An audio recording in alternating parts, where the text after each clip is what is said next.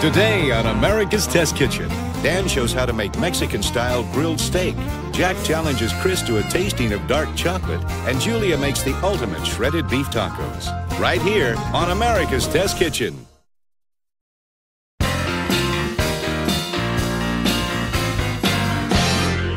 Today we're doing carne asada, which, as you know, means grilled meat. It started in Mexico City in the 1940s.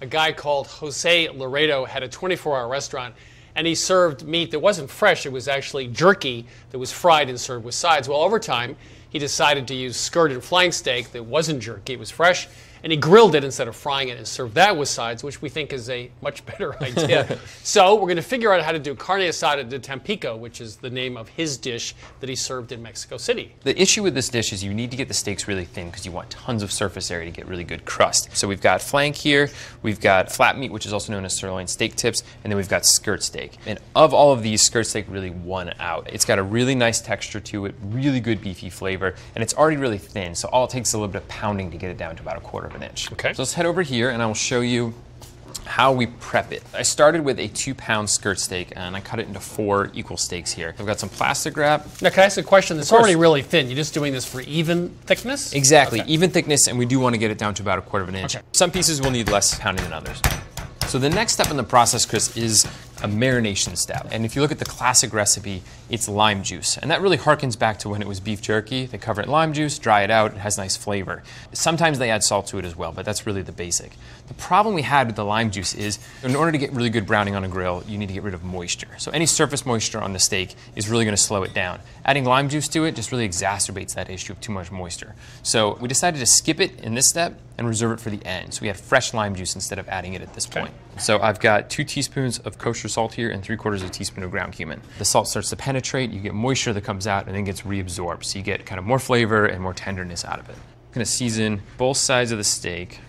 So Chris, I'll have you pop this in the fridge right down there and we'll let that sit for about 45 minutes. While that's happening, I'm gonna work on one of our sides. So the first thing I'm gonna start with is some really simple refried beans. And they're much, much better than what you get from the store in the can. So I'm gonna start with a couple slices of bacon. So I'm just gonna pop that over medium heat there.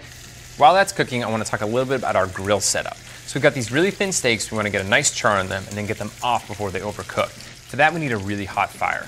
So we tried all of our classic approaches to setting up the fire. And we actually settled on kind of a unique technique where we put them into a disposable aluminum roasting pan. But we found that no matter how many holes we punched in the bottom of this, it really restricted the airflow. So the trick that we found that really worked is to actually cut the bottom out. So you have more of just a collar to hold those coals in one place. Just like that. So what's nice about this is it keeps the coals in a relatively thick layer. We can actually put this right over the bottom vents, so you get really good airflow right underneath. See, we've rendered out a lot of fat. Our bacon is nice and brown. As you can see, we've got lots of nice fat here. And to it, I'm gonna add a minced onion. And I'm gonna cook this until it's softened and lightly brown, which is about 5 to 7 minutes. So Chris, the next step in our simple refried beans is we're gonna add 2 cloves of minced garlic. And this doesn't need very long. We're only gonna do about 30 seconds, just until you can smell it. That's good right there. So next up we have our beans. We're gonna use pinto beans, which is a pretty classic choice. What's really great about them is they have very soft skins, so it's gonna be very easy to get a nice smooth consistency out of them. We're adding the beans and the canning liquid. You want all of that nice starch in there so it gets really creamy. I'm also gonna add a 1/4 cup of water, and I'm gonna simmer it, and while I'm doing that, I'm gonna use a potato masher and just kind of get it down to a nice smooth consistency. Chris, this has gone for about 5 to 7 minutes, so the last thing I need to do is season it with salt. So there's nothing worse than unsalted beans. It's true. When it comes time to serve, we may need to add a little more water, loosen them up a bit, and heat them up again, but those beans are good to go. Okay, so Chris, it's time to grill. We want to do as much as we can to get a really good crust on it. So I'm going to start with 6 quarts of coals, which is a full chimney. I'm going to use our foil collar here that we made, and that's going to go directly over the air vents, which I'm going to open up. So I'm just going to empty them right into the center here with a nice even layer. And now I'm going to cover it with my grate. Close the lid. Make sure this vent's all the way open. And let this go for about 5 minutes until everything gets hot. It's going to make it a lot easier to scrape off all this stuff on that grate. So the next step is I'm going to oil it down. Now I'm going to add my steaks. So I'm just going to go right down in the collar area there. So nice intense heat. You can hear those really start to sizzle right off the bat. These steaks are going to cook really quickly, which is what we want. We want a nice brown crust without overcooking the interior. That can happen as little as 2 minutes per side. Okay, so Chris, these guys are ready to flip, so I'm gonna go ahead and do it. What we're looking for is a really nice brown crust. It's gonna be about 130 degrees in the center when it's done. You can also use a knife to kind of nick and peek and take a look at what's happening.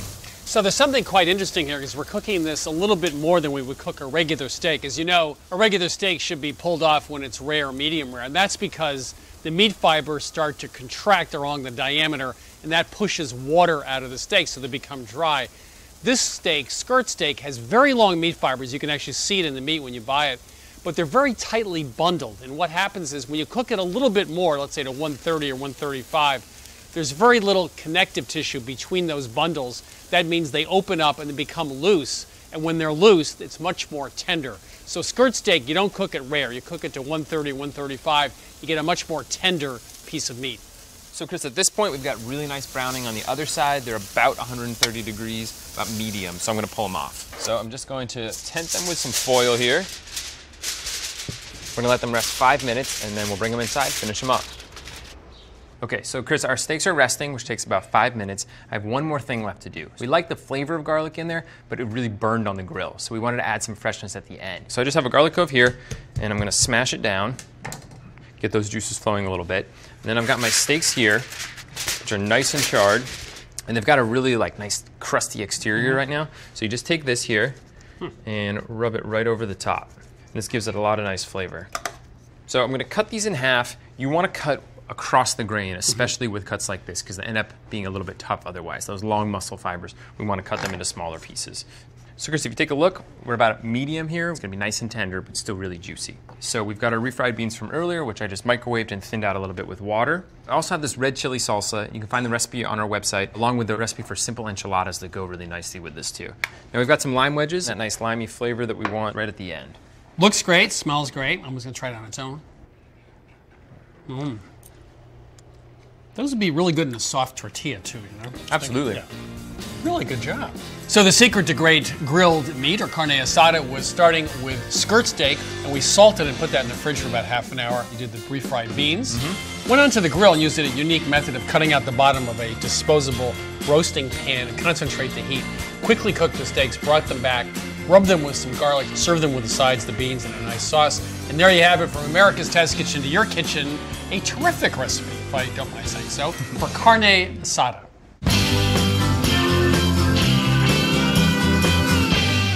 Over the last 20 years, Jack and I have been here doing dark chocolate tastings more than once. That's because instead of Baker's and Nestle's, there's so many different kinds of brands out there. Scharfenberger, Callebaut, Ghirardelli, etc., etc., etc. So we're back again. Things change so quickly.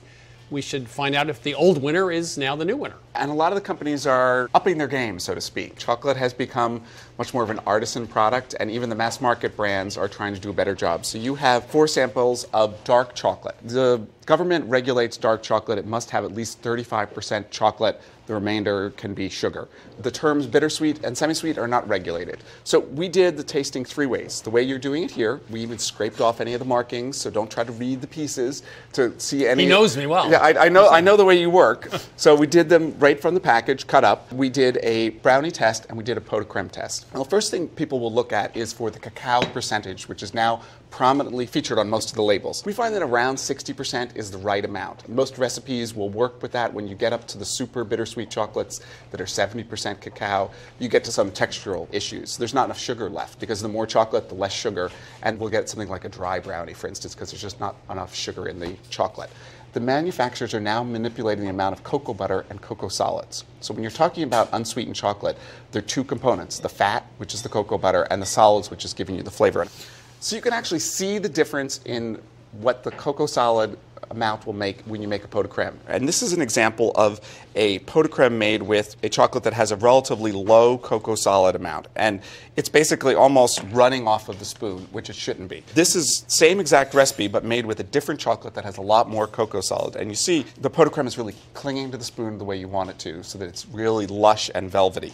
So anything you are noticing in terms of the sweetness level, and then all of those other flavor compounds? This one, I thought, had very little to recommend in it. It didn't have many other flavors in it. It's okay. I thought this one, it had a lot of chocolate flavor to it.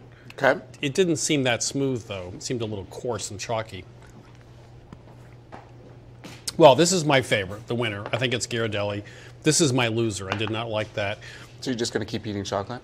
You know, there's a lot of chocolate in those bowls, Chris. Once in a while, you throw me a bone, Jack. I got to enjoy it. I'll have one last little piece.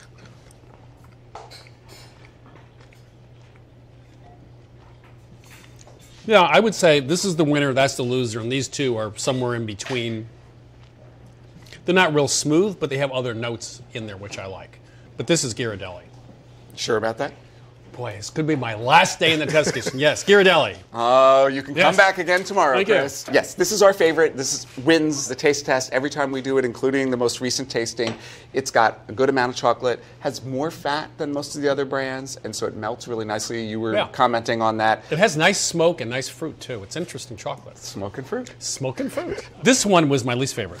And the tasting panel didn't like that either. This is one of the brands that has a relatively low amount of chocolate, high amount of sugar, not a lot of personality. It's kind of what you expect from Nestle, which isn't terribly good. And then these two were in between. I probably like this one a little bit better. Let's look at that. So that was the runner-up, Calamo, the Belgian brand, which comes in huge 11-pound blocks that they cut up and wrap like that. It's a good choice. It has a little bit less fat than the Ghirardelli, so it's not quite as creamy in the mouth, but it's very good. And this is my third choice. So this is Baker's. We like this quite a lot. It was in the top half of the rating, and this is their bittersweet. So this is not the Baker's that we grew up with. This is a sort of newfangled product, and actually can compete with the sort of high-end brands.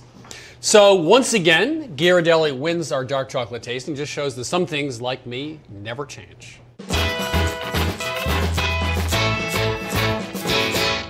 We're here at Empion Cocina in New York, and we're here to talk to Chef Alex Stupak about tacos. So you have been changing a lot of people's ideas about what Mexican food is and can be, and that's certainly true about tacos. Tacos are very important for us at Empion because I think they're something that, whether you grew up with great Mexican cuisine or you grew up with old El Paso night like I did, we all have a reference point for it. When it comes to Mexican cooking, we all think one thing, and we think it should be cheap. We think it's worth less than other cuisines. Right. I try to battle that head on, and I start with the taco because it's one of those things where the mentality is, well, no, it should cost $1, and I should eat it standing up outside somewhere. Right. So maybe the reason we love eating tacos so much at that street level is because there's nothing in between you and the taco. It's being made, it's being given to you, and it might not even be on a plate. So maybe it's the physical nature of that experience, the directness of it. Yeah, that makes tacos at that level so good. Yeah. So if you can start to get people to take a second look at a taco, you can get them to take a second look at everything. Right. So let's go in the kitchen and see this in action. Let's do it. We're going to start with some lard.